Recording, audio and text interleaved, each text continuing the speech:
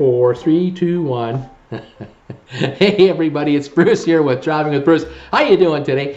I have a video for you that is called, let me take a look at the title here, Why Cruise Line Exclusive Islands Are So Popular. I keep forgetting that title. I have to keep looking at it.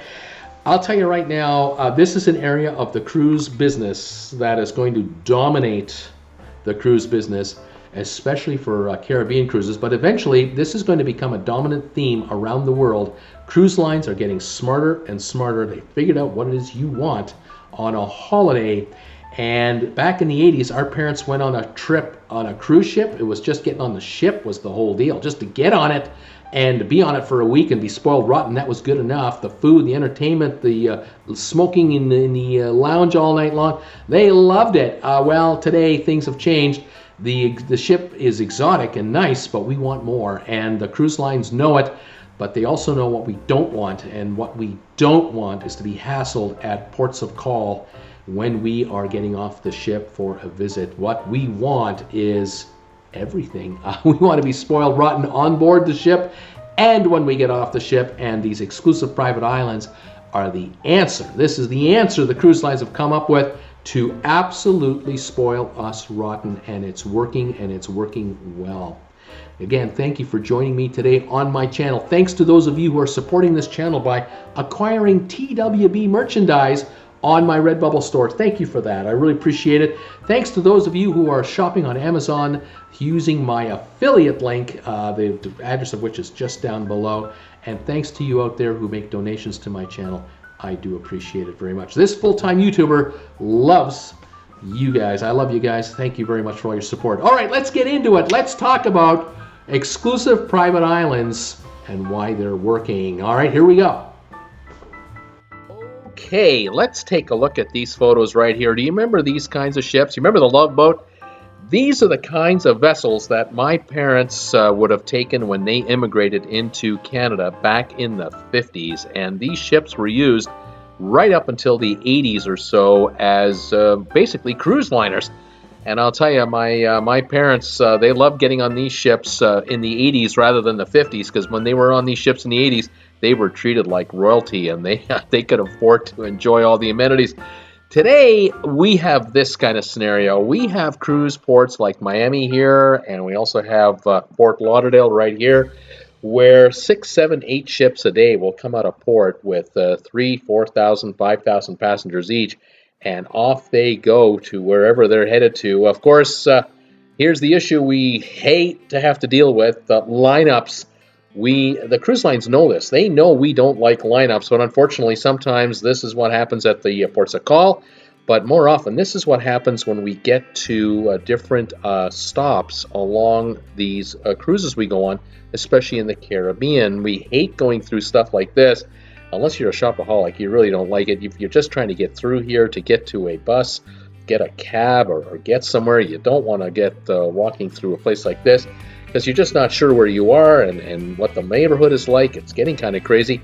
Of course, we're loving the Caribbean to death. I mean, look at shots like this. We have 4 or 5 cruise ships in port at the same time. These small little islands used to be so quaint. One Love Boat type ship would arrive once a week or so.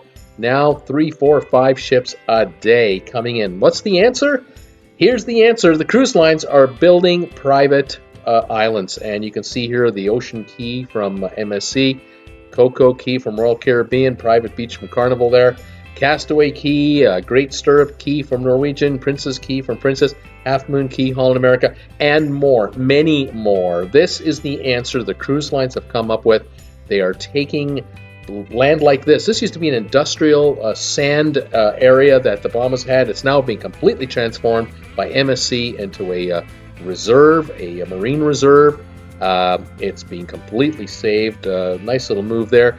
Islands like this, or this kind of an island here, where the family can get off the Disney cruise ship, rent a couple of water toys, and do something you can't do in your hometown. What a great way to spend some time with your kids.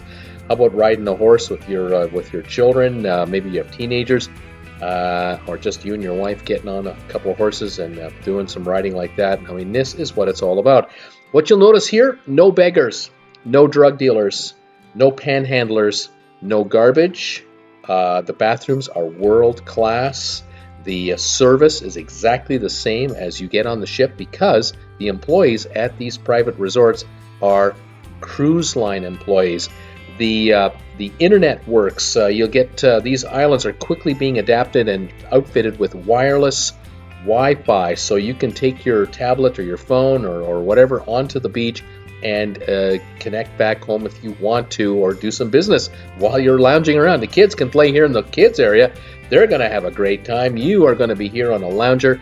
The waiter will come and ask you, oh, do you have a drink package on the ship? The drink package is honored here. This is why the cruise lines are building these resorts. They're building these private islands so that they can control the crowds, give you full security. You don't need to bring any cash or ID with you when you come off the ship. You are totally enclosed in a private beach resort area where you can just unwind for 4, 6, 8 hours all you want. More and more of these resorts now have docks where the ship will literally dock right at the island and you can walk on, walk off all you want. You need a nap in the afternoon, just walk back on the ship, have a nap. Otherwise, take a nap on the lounger.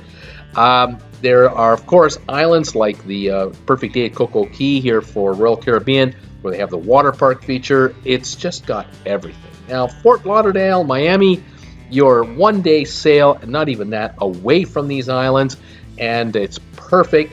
Rather than going on a cruise that'll take you to, say, Grand Cayman, like here where you have 5 or 6 ships in port the same day, you have all the crowds on the island, you can get away from all of this madness and take a cruise that takes you just to the private islands. And the cruise lines have figured it out.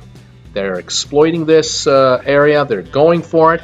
They know that they can now offer 3, 4, and 5-day cruises, and they're going to start offering overnights at some of these islands, so that in effect you'll have 1 sea day, 2 private island days, another sea day, you're back. Your cruise is over, and you've had 4 days of utter relaxation, total spoiled service, excellent clean environment here. No garbage, no needles in the sand. The kids playing with the Disney characters here are going to love it. They're going to beg you to go on another cruise again. And of course, the ships nowadays have all the toys too. I mean, we're talking the water slides, the pools on board. So, you know, you're going to enjoy yourself on board the ship, on board the island, and you're going to find that there's going to be less and less of cruise ships going to less desirable locations where passengers just don't feel comfortable getting off the ship. That's the way it's going. That's the way it's headed. Billions are being spent by the cruise lines on these private islands. And I think this is the wave of the future. It's going to go global, not just in the Caribbean. All right, let me throw it back to myself to finish up this story. Here we go. All right, let's wrap this video up. Why cruise line exclusive private islands are so popular. Now you know. I didn't mention a couple little things. Did you know that Wi-Fi works on the island as well? When you're lying down in that lounger and you're taking a selfie of yourself and your travel companion or with the kids, you're sending those pictures back to your relatives. Yeah, just to rub it in, you know, especially when it's really cold up north and it's really nice and warm down here. Yeah, Wi-Fi works on the islands and you can let them know how much fun you're having. When you get back home, they'll ask you all about the trip, and I can tell you right now, within a day or two, they're going to be going, you know, I think I should do one of these myself, because if it was good enough for Bruce and Jennifer, maybe it's good enough for me. Yeah, I would say private islands are going to be around for a long, long time. Cruise lines are going to overnight on them, so you're going to get 2 days of private island experience. They're getting more and more complex and more sophisticated. These cruise lines, they know what they're doing, and this is a winner. Yep, your drink package works on shore too. Food is great. The amenities are great. Come and go off the ship all you want. You got to be kidding me. Why wouldn't you want to do this? Thanks for joining me today on this video. Hope you enjoyed it. If you liked it, give me a thumbs up, please. I love those thumbs up. Also, if you like my videos, please consider subscribing to my channel. Hit the bell notification icon, and YouTube will give you an alert every time I upload a new video. Thanks for all your support of this channel of mine, from the RedBubble Store to my Amazon affiliate link, both which are down below. You can support this channel in numerous ways. And thank you for those of you who make donations to my channel through PayPal. Donate. Thank you very much. I'll see you next time on Traveling with Bruce. Bye for now.